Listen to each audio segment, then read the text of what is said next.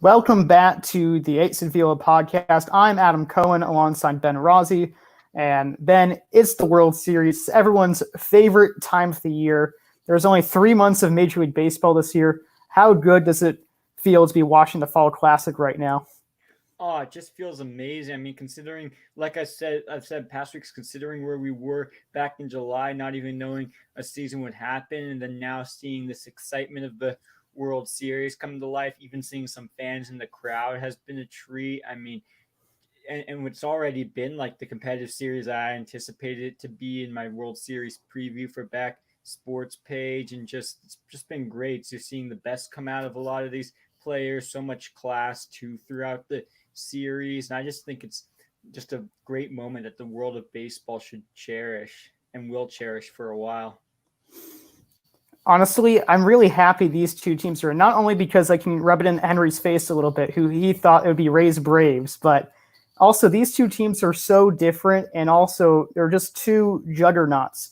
The Rays have some of the lowest payroll, if not the lowest payroll in all of baseball. The Dodgers are, I believe, the highest payroll or one of the highest, and the Dodgers have big name players that they've signed or re-signed, such as Clayton Kershaw and Mookie Betts, while the Rays have rookies such as Randy Arozarena. So it's really cool to see both of them in it. The Dodgers are brand names. They have so much depth. Every player is amazing. The Rays are sneaky good.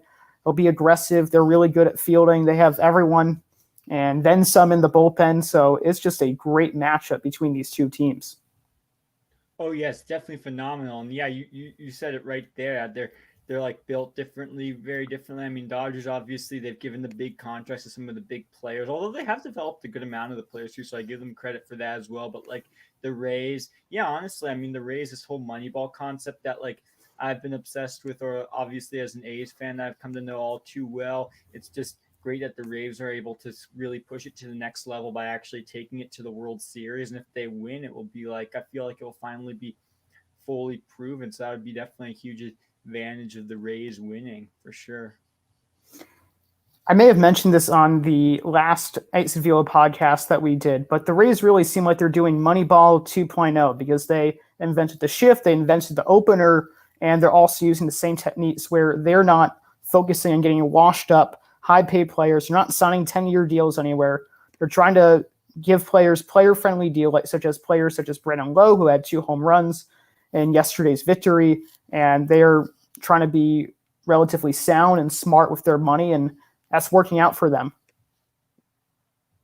Yeah, absolutely. I mean, it just shows that you can be frugal spenders. You can build guys up on your team that doesn't need to be going after the large market free agents. And I think that's also I just want to say that's going to be huge. I think for this offseason too. And I wonder if that's going to impact how teams spend on free agents this offseason because already it's uncertain if teams are going to really want to spend on free agents because there's already a lot of teams experiencing money issues this offseason. But I think with what the Rays are proving that they can do without being big money spenders might influence teams even less to go after big high profile free agents. We might be heading into a different type of era of free agency in baseball. Quite possible. Honestly, that's a really good point because you can go either one of two ways. Because not every team has the luxury as the Dodgers or the Yankees where they can spend lavish amounts of money in free agency and also try to develop their own players because everyone knows that you can't just win championships by signing players in the market. You have to develop your own players too. But teams who don't have as much money, maybe like the Indians or the Brewers, just keep trying to develop talent, keep signing them to friendly deals, looking for high-powered arms in the draft who can help them out in the bullpen because relievers are not the most consistent fellas and not placing them in a specific role. That could definitely be a future model. But I do want to touch back on the point how these two teams come from different circumstances. And we can look back as far as the championship series because the Rays, for example, they were up 3-0 in the series. The Astros stormed back and tied up 3-3, only the second team ever come back from 3-0 and force a Game 7, the other one, of course, being the 2004 Red Sox. The Rays ended up winning that game, and it was a pretty interesting game because Charlie Morton has now won 3 elimination games, and he's really turning into a big game postseason pitcher.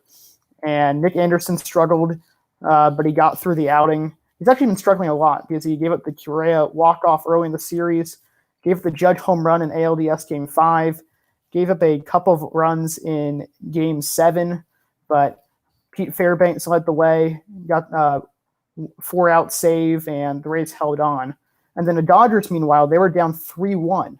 And everyone knows how Atlanta's a bit of a choker. People were joking about how the Atlanta Falcons blew a 28-3 lead, and how the Braves also blew a 2-0 lead in the 1996 World Series. So that was a wild Game 7 because Mookie Betts robbed a home run. The Braves had second and third with no one out, but they ground to a 5-2, 5-6 double play. Kike Hernandez hit a pinch hit home run, and Bellinger hit a go-ahead home run, and he's really been struggling all season long. So just vastly different Game 7s, vastly different contests, but here they are, tied up one apiece in the World Series. Oh yeah, no, it's been one crazy path that each team has had to take there. I mean, they've both found themselves in peril at various moments, and they've just both managed to get out of peril and get out of jams. It just seems like both the two managers, it's a whole chess match, just World Series as I call it, because I mean, these are two managers who are just amazing with their strategy, how they push the right buttons at the right time. Dave Roberts bringing Kike Hernandez to pinch hit. That was like a huge move. And then, of course, Kevin Cash making the right pitching moves at the right time and getting the Rays out of jams in both these series. So it's definitely been something special. And it's like the teams took very different paths with the kind of games they won to get there, but at the same time, they sort of took similar paths with what they had to face, even though they were very similarly built teams. You're right. Both teams face their fair share of adversity. Both teams have so much depth, like we talked about. They have a plethora of brand name players or just really good players that continue to contribute almost every game throughout the playoffs and throughout the season. But I believe that Game 1 seemed a bit more traditional, at least in the World Series. Wouldn't you say? Yeah, absolutely. I mean, Game 1 for sure was like just kind of one team looking dominant, which in this case was the Dodgers, and we kind of had the dominant starting pitching, and it was Game 1 for sure, because like obviously a lot of the playoffs, a lot of the teams, like you and Henry were touching on last week, the long ball is something that teams are becoming increasingly dependent on, that teams are increasingly winning on throughout the playoffs. And while that was the case in Game 1, that the Dodgers did get some long ball, like they got the big home run from Cody Bellinger, and then of course Mookie Betts later in the game. They did have an inning. They did have the inning where they did have that one inning where they actually managed to score like 4 runs through small ball fashion in like the 5th inning. So it just shows that the Dodgers were capable of doing both, and it was a good mix of like small ball and the long ball, and then kind of this, like you said, more traditional, both starters actually going a few innings, not the use of like an opener or like needing the wide open bullpen, and just Clayton Kershaw being so dominant, the most dominant I really remember seeing him in the postseason. I definitely thought Game 1, while it was kind of lopsided, it was a great refresher to watch and just kind of remind me what the World Series is all about, breaking out stars like that. What did you think about Game 1? I'm really happy that you brought up the fact how the Dodgers won Game 1 with small ball. In addition to scoring a couple runs not via the home run, which we didn't really see throughout the entire postseason, they also had 3 stolen bases in 1 inning, which has hardly happened in the World Series. And in a time where actually stolen bases are at an all-time low, it's really refreshing to see someone like Mookie Betts get free tacos for America for the second time, and then the Dodgers pulling off a double steal, Mookie Betts stealing third, which almost no one steals third nowadays. So that was really refreshing to see. And of course, Clayton Kershaw was the big storyline. He proved me wrong, actually, because back in our last show, it was right before Game 4, and I said, if Clayton Kershaw loses Game 4, the Dodgers will lose the NLCS. But the Dodgers were able to pull it around. Kershaw got a second chance, and he did not disappoint. Yeah, definitely. He was saying, I mean, after the game, he was just thankful for another opportunity, and he definitely proved it. I mean, although he got off to a little bit of a rough start, like he was saying in the first, his slider was struggling to to get in there. He was maybe hanging his slider a little bit. He eventually figured out, and I mean, his ability to be able to then combine that with his fastball and curveball just made him an unhittable force in a lot of ways. Kind of exposed some of the offensive woes that can be there in the Rays batting order for sure. The Dodgers definitely have the edge offensively, and the Rays, well, they proved yesterday that they have players who can really jump out, such as Joey Wendell, such as Brennan Lau. But overall, the Dodgers are, of course, a better offensively laden team. And Kershaw, just a lot of credit to him because he used to almost always be fastball in the low to mid 90s and curveball. But that slider, or really the slider cutter pitch that he has, that's really been his new bread and butter. And even though he was struggling the first inning, there were so many times where he threw it to the right-handed Rays hitters, these low and in sliders that they just could not hit or made a lot of weak contact on. And that's really his new pitch. I didn't see him throwing as many curveballs as maybe he once used to.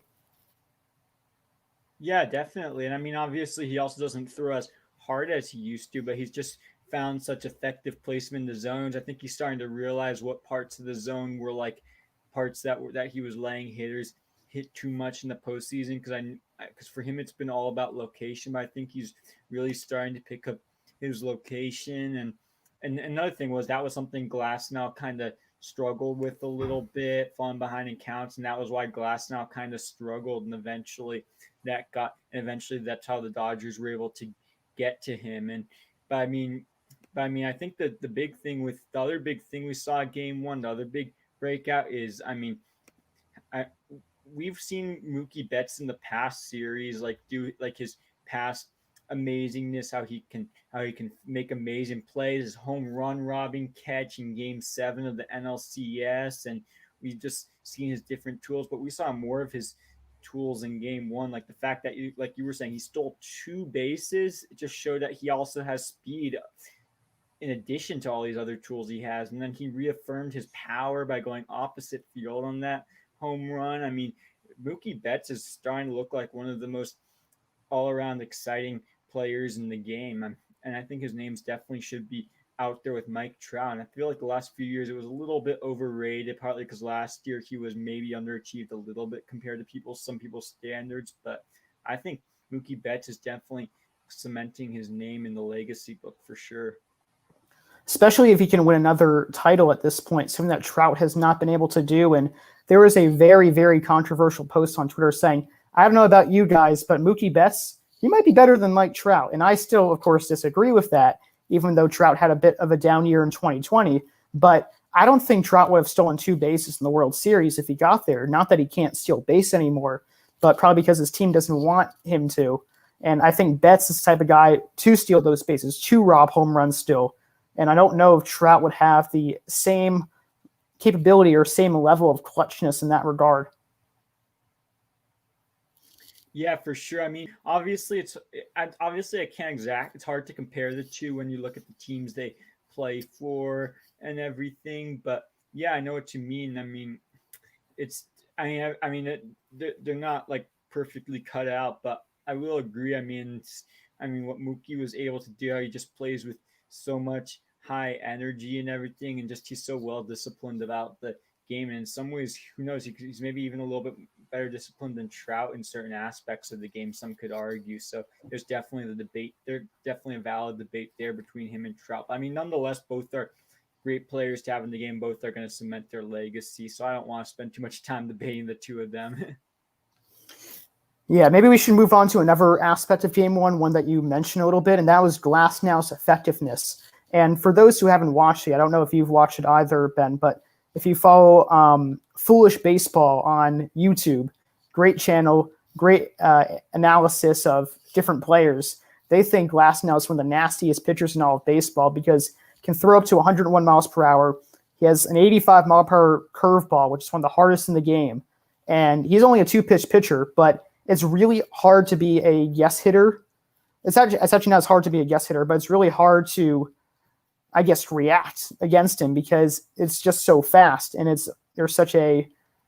he has such a pair of speedy 2 pitches, so he's really difficult to face. But then again, He gave up 6 walks in 4 2/3 innings pitched. The Dodgers played small ball against him. He's a tall fella. He's 6'8". The Dodgers stole 3 bases off him in an inning. So they're picking out his flaws in arguably the most talented Rays pitcher, which I find extremely impressive.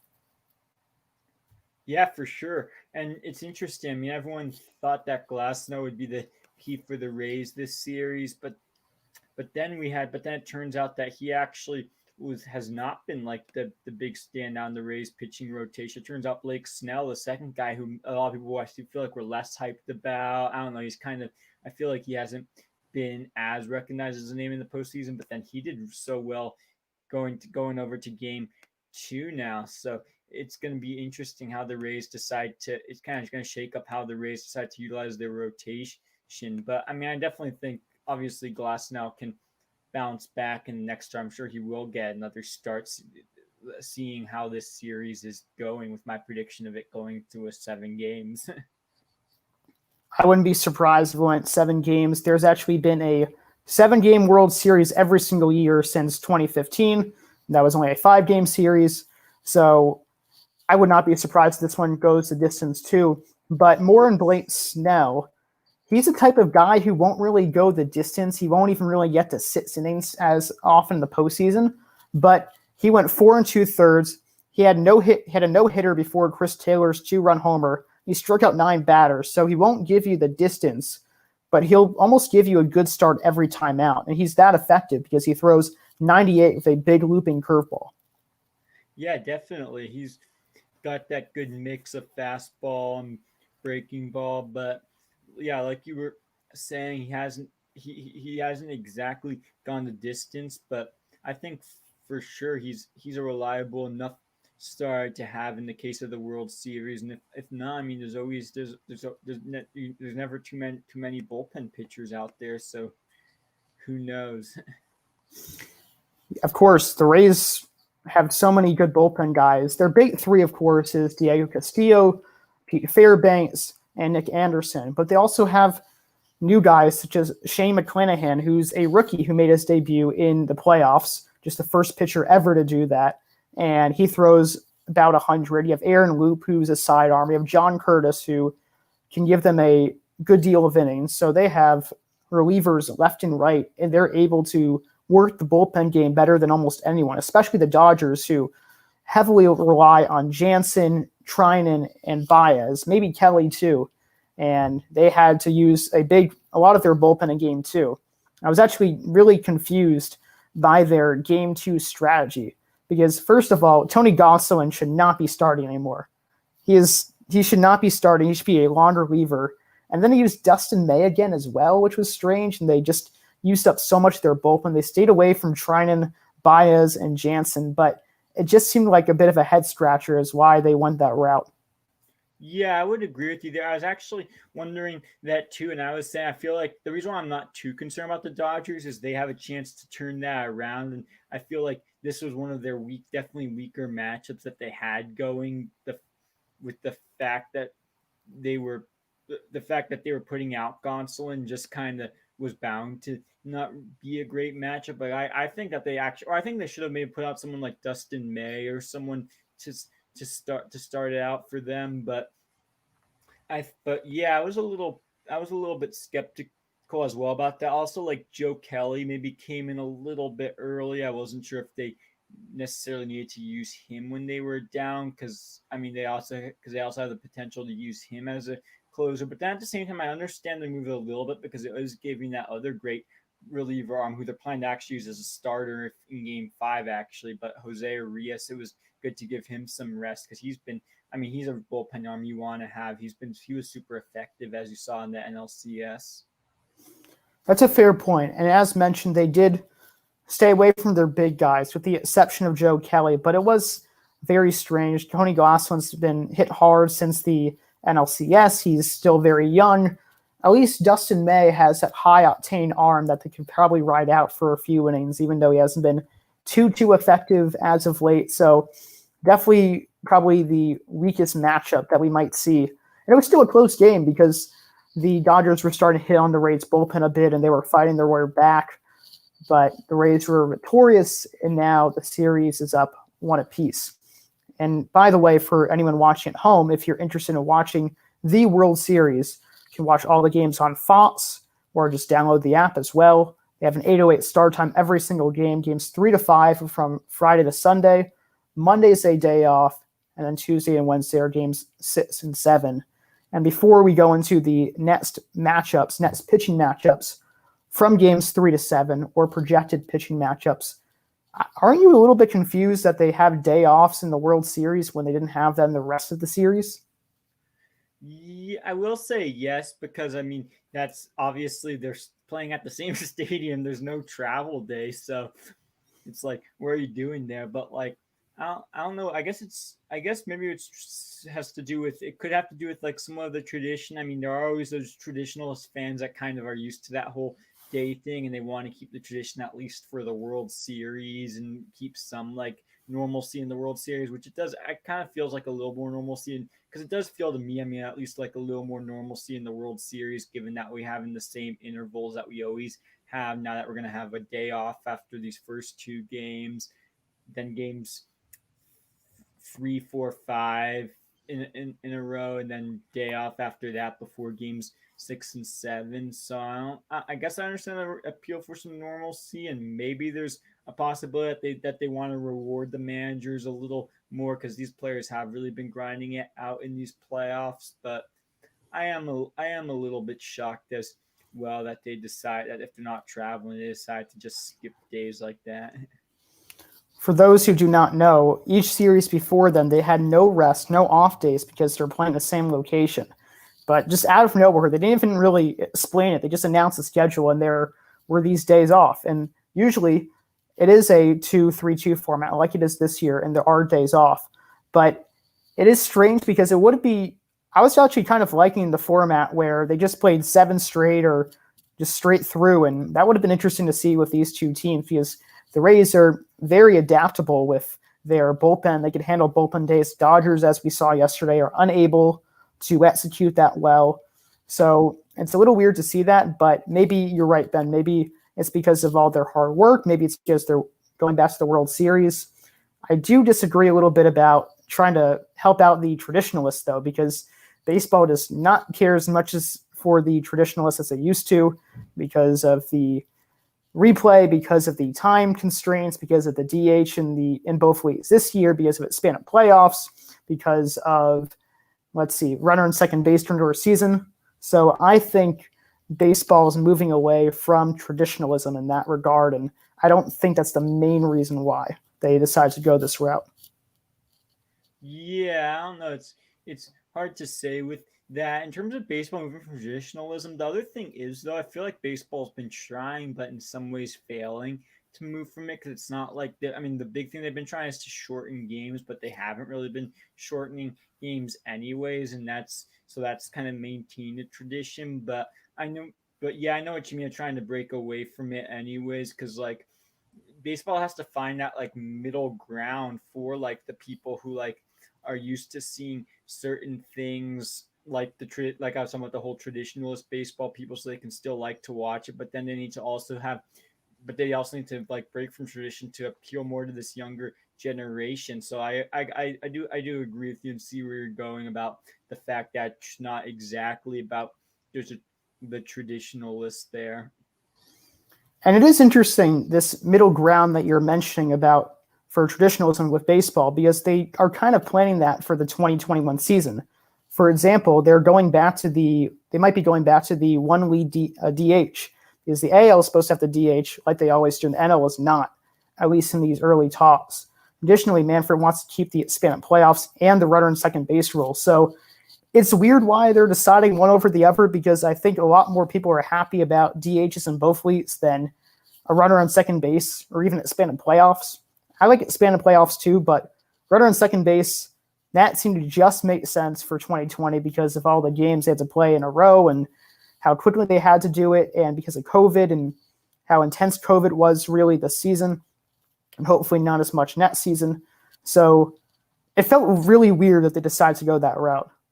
Yeah, I'm gonna agree with you there. Like, I feel like DH doesn't really change up the game as much as people necessarily think having a universal DH, and I just think it has more positive than negative impact. So I'm really surprised that they're not going to keep that rule. And then expanded playoffs. I mean, I like you said, I kind of like that too, but at the same time, I don't know if it's necessary for the game of baseball, given that we have such a long regular season. Like, I mean, compares to football and basketball, you have those, or even hockey, you have those, and all other major sports, you have that extra round of the playoffs, partly because the regular season's not as long, so you need to continue to generate that revenue throughout the playoffs. And baseball, I mean, it will definitely. I mean, it can't hurt to have another round to generate more TV revenue and things like that. But it's interesting that he's so focused on keeping that rule in particular. And I just really don't understand the appeal to keep the runner on second base. Not that it's interesting, it hasn't made the most difference always,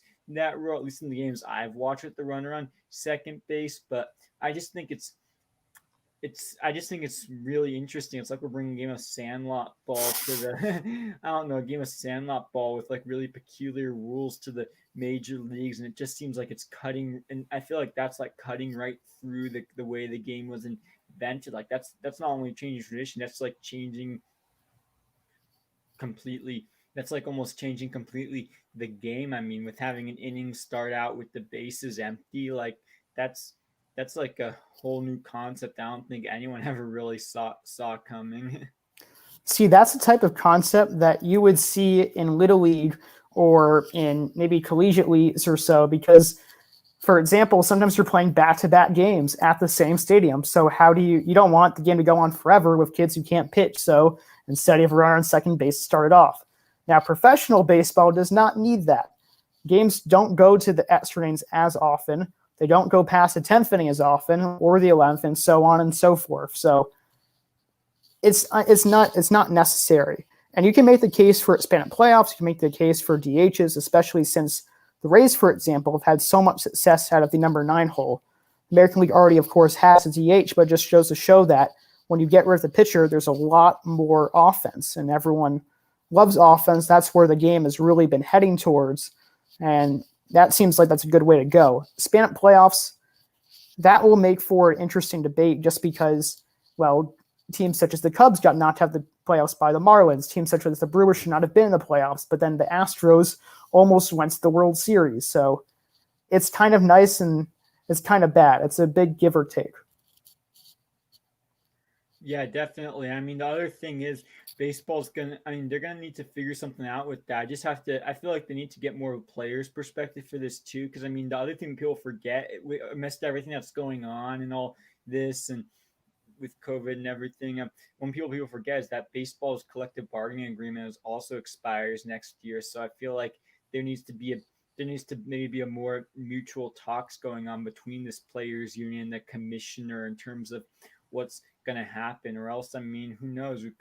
I mean, there's always the possibility that we could be headed to another lockout if there isn't going to be those talks and negotiations. I'm not saying it's going to happen, but like, I think there has to be more voice from people like the players union, and we have to start having more productive talks than we had at the negotiations of this season starting. Like, it's a miracle this season even really happened in a lot of ways.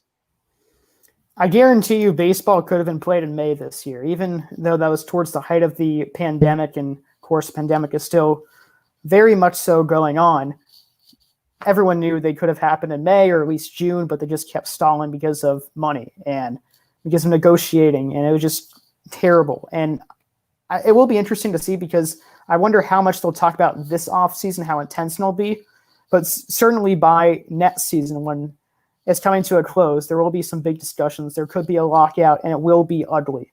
What we saw this year was likely just the start of an ugly battle, another ugly battle between the players and the owners. And while we're on the topic, just getting away from the World Series a little bit too, or just the individual games that we will eventually get to, there are fans in the World Series, and there's over 11,000 of them, and tickets are already expensive for the World Series. But Ben, do you know how much the cheapest ticket costs for the World Series right now? You tell me. I looked online. I went to this random site called vividseats.com. It's $571 for just the cheapest, most awful seat in the stadium. Wow. Right? Wow. I was thinking maybe a couple $100, maybe a bit of a discount because of COVID and people not making as much money or not having as much money, but that's a huge amount. I know it's a limited capacity, but they're really reaping it in. Yeah. You're basically charging people extra to like also put themselves at slightly higher risk. It's like, that's pretty unheard of to me. It's a little disgusting, honestly. I was not too happy to see that. And I also am surprised that they're not hyping that up as much. Like the NFL, for example, they have fans in the stands. That's a big storyline.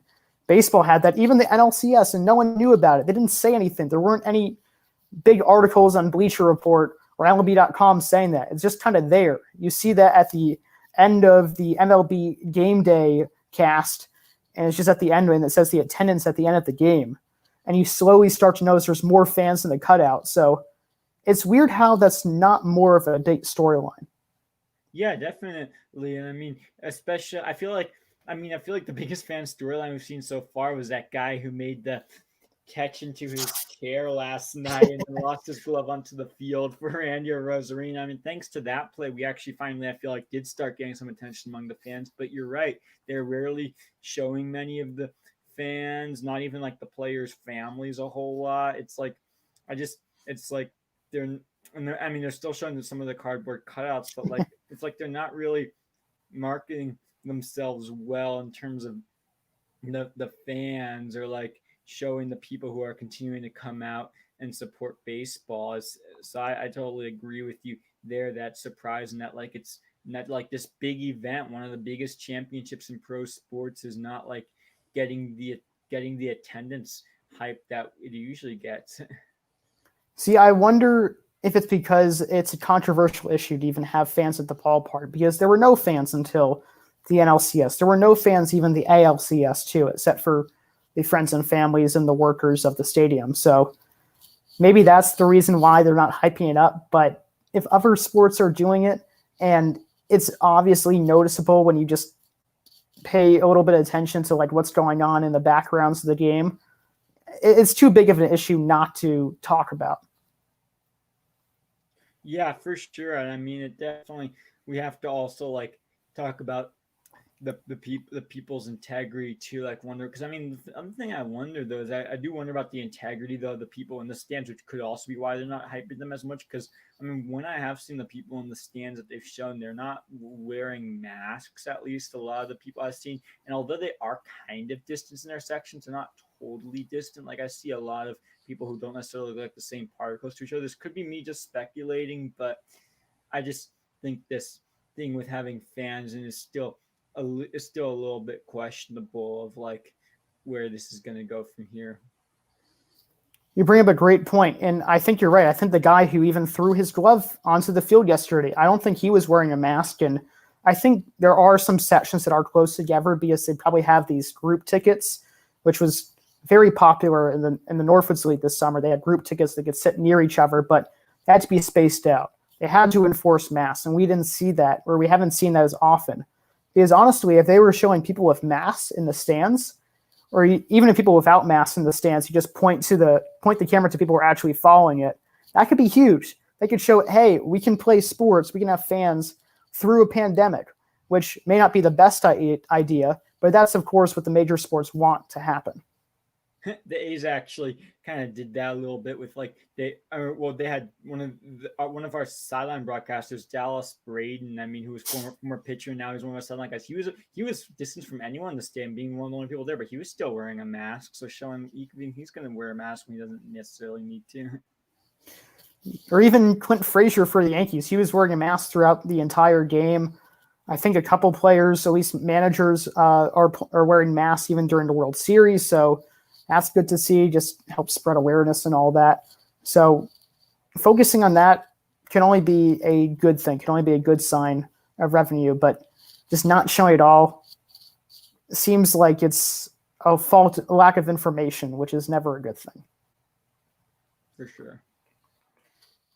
Really, to wrap it up, we should talk about what's expected over the next games in the series and what are the keys to watch for both teams.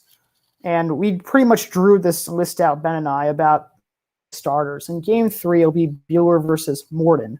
And Ben, I think that might be the best pitching matchup in the series. You have Buehler, who's already starting to turn into an ace after just a few years in the base. Charlie Morton coming off that big Game 7 win and just turning into a big game pitcher. I think this will be the best of the best starting pitching wise for these two teams. I agree. I think you got you got flamethrower and Buehler, someone with really good postseason experience, who's cementing himself, like you said earlier, as one of the great postseason pitchers in Morton. I think if there's any game that's going to be a pitching duel and that's going to slow up either team's bats, this will be the one. If there's any pitching matchup that fans should get hyped for, this is going to be the one. Or just anyone, even if you're a casual baseball fan, should get hyped for seeing great pitching. This game 3 is going to be the one. It almost kind of like makes me think of game 1 and how there was more than just home runs and more than just strikeouts. Of course, game 1 had that, but there were stolen bases, there was small ball, and that's what we might see again in game 3 because both teams have shown they can be aggressive, shown that the little plays can mean a lot, and maybe we'll see that in a close matchup like that. For sure, yeah.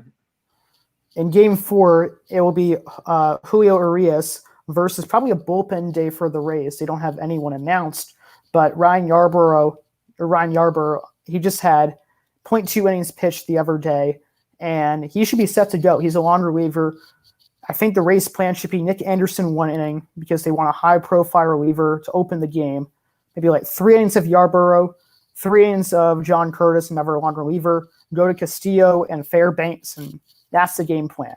I would not be surprised that happens. And Urias, well, he's been pitching at the bullpen for the most part, and he's been doing a great job. He's a sub-1 ERA in the playoffs right now, and he totally deserves to start, especially with the lack of really effective starting pitchers for the Dodgers in the World Series. But I don't think he's going to go more than 5 innings. I wouldn't be surprised if he only goes 4 innings.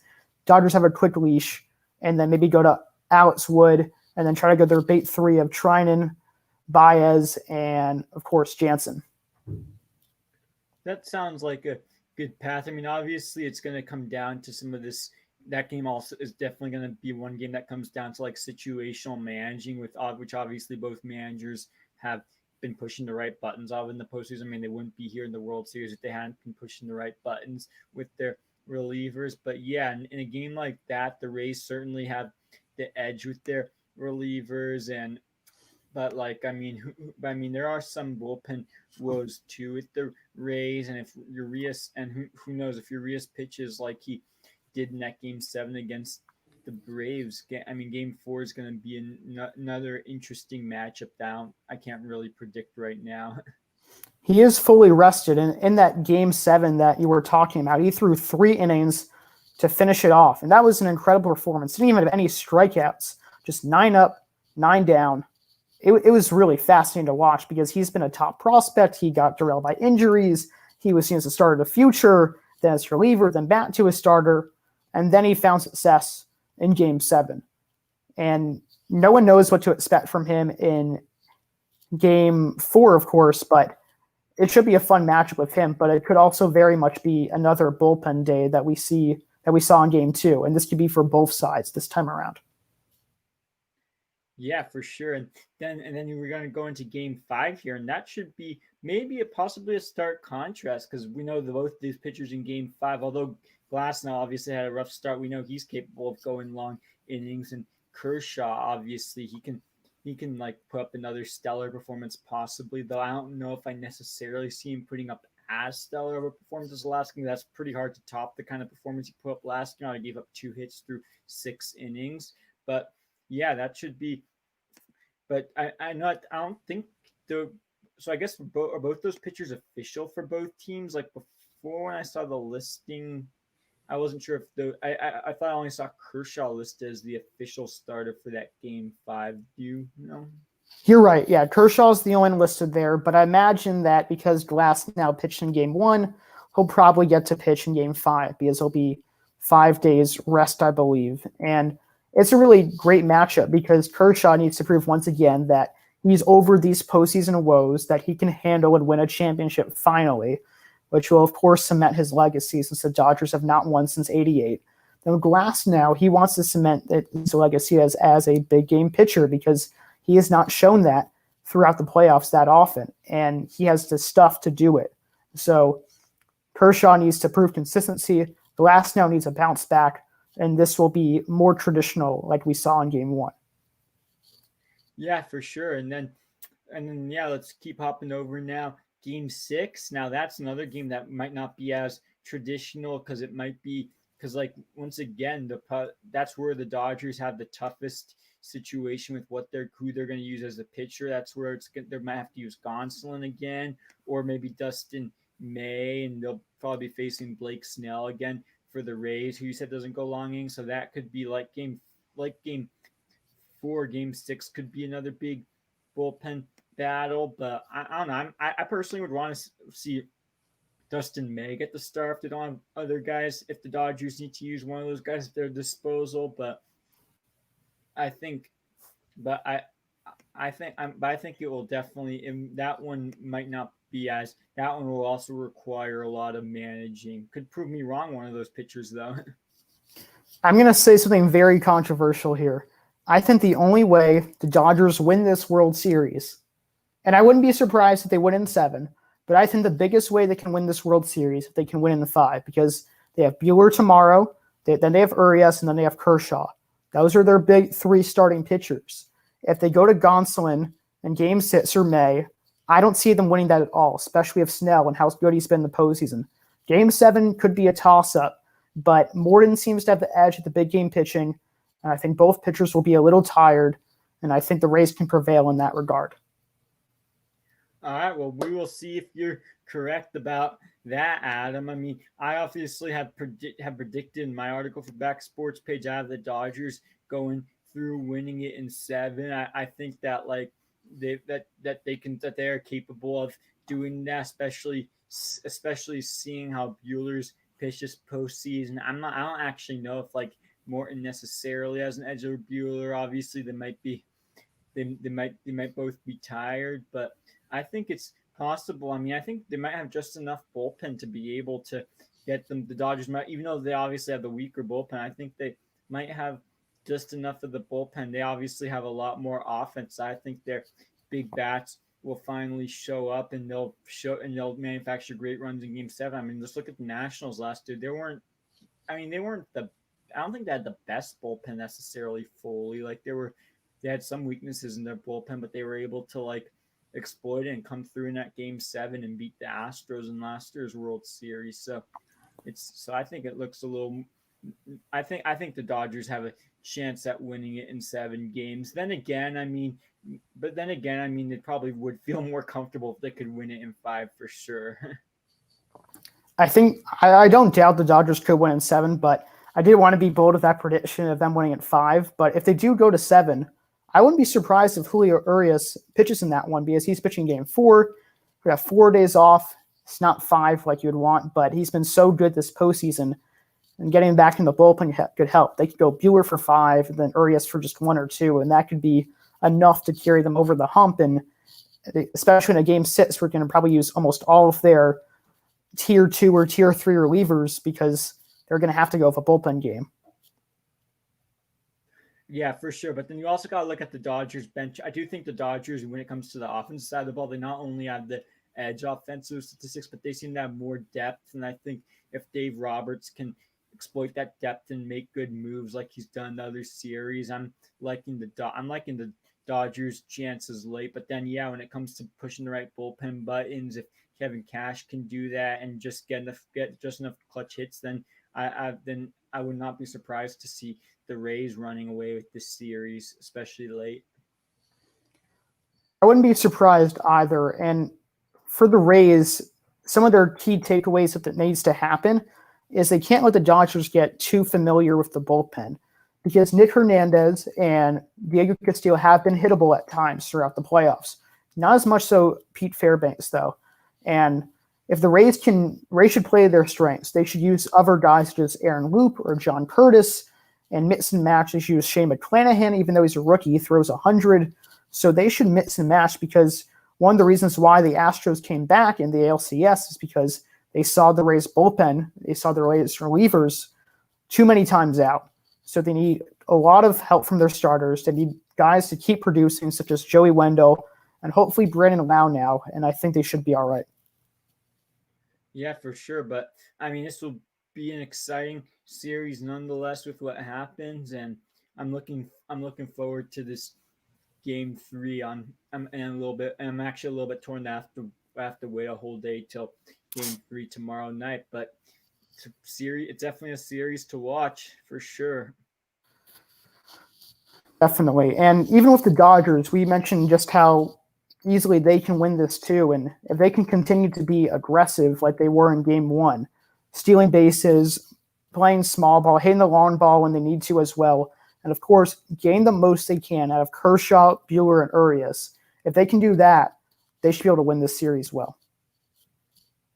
Oh yeah, for sure. And I think I think the odds will definitely be with them in that favor if we're gonna see them doing that. But it's still at this point up in the air of who's gonna win this World Series for sure. It will be hopefully a close one, and definitely stay tuned for our update next week and when the World Series will be concluded. We'll talk about the full World Series recap, the winner, of course, and also some award races, because the Gold Gloves were just announced, but that won't be presented until November 3rd. So we'll get into that discussion as well. So thank you all for tuning in. Thank you, Ben, for hosting with me tonight. And until next time, this is the Yates and Velo podcast.